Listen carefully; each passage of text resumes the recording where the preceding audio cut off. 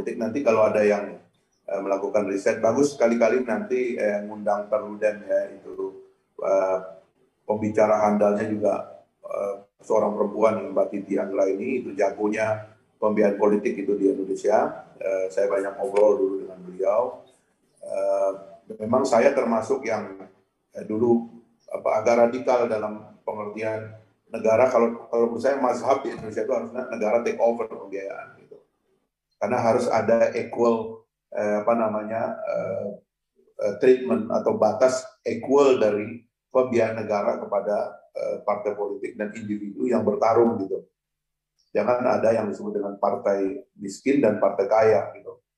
Dan disebut partai kaya itu bukan karena kayanya itu kaya oleh negara. Ini partai kaya ini kan karena banyak konglomerat di belakangnya gitu. Ya kalau banyak konglomerat nanti iklan TV dia semua yang muncul ya kan, di halaman koran dia semua yang muncul, sudut-sudut kota dia semua yang poster dia semua yang muncul, dia terang aja paling tidak popularitas dia sudah dapat, tinggal dia melangkah satu langkah ke elektabilitas gitu. Jadi basis pemilihnya sudah besar. Itu sebabnya harus ada regulasi supaya ada keadilan di situ. Ya, jangan uang privat. Ini kemarin kan lagi rame kan, ada individu dan partai politik yang naruh iklan.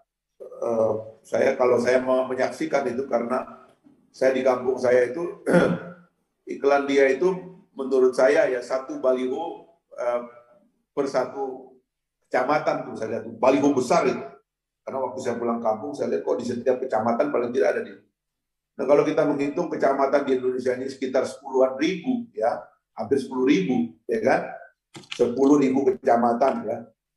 Kalau satu papan itu yang dia biayai berapa kira-kira angkanya? Siapa yang jago poster gitu? Satu papan itu dia biayai katakanlah ambillah itu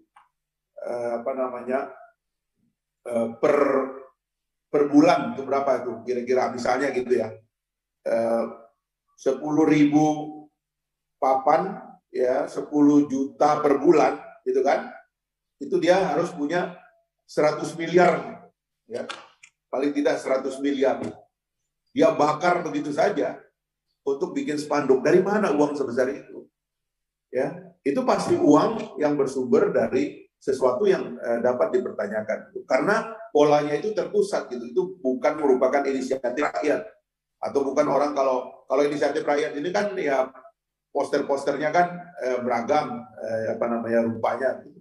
Nyatanya tidak. Nah ini kan sebenarnya di situ sudah nampak playing field yang tidak terlalu sama. Nah negara seharusnya mengatur supaya partai politik, kandidat dan lain-lain sebagainya itu harus mulai punya basis dari playing field yang sama gitu, sehingga kemudian infiltrasi itu ditolong oleh negara. Kalau ada orang yang memang jago berbicara, ya kan kasih dia airtime ya di radio, di TV dan lain-lain sebagainya, yang terutama mungkin media milik pemerintah, sehingga dia punya kesempatan untuk mengisi.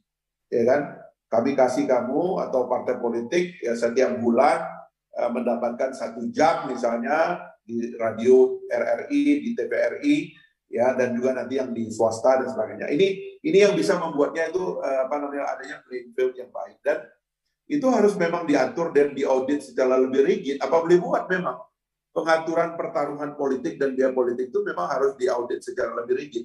Karena kalau tidak, ya orang itu tadi terlalu banyak cara untuk melakukan manuver-manuver pembiayaan yang tidak diketahui begitu ya, bersumber dari satu pembiayaan keuangan yang tidak jelas.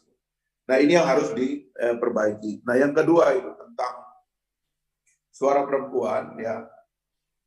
Kalau yang saya tangkap itu perempuan itu kekuatannya itu pada volunteerismenya, dan itu yang membuat juga bisa membantu.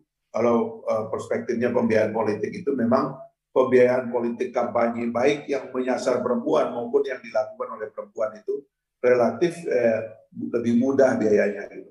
Dan kalau kita terlibat gitu ya untuk melakukan penggalangan terhadap perempuan, saya kira akan lebih baik.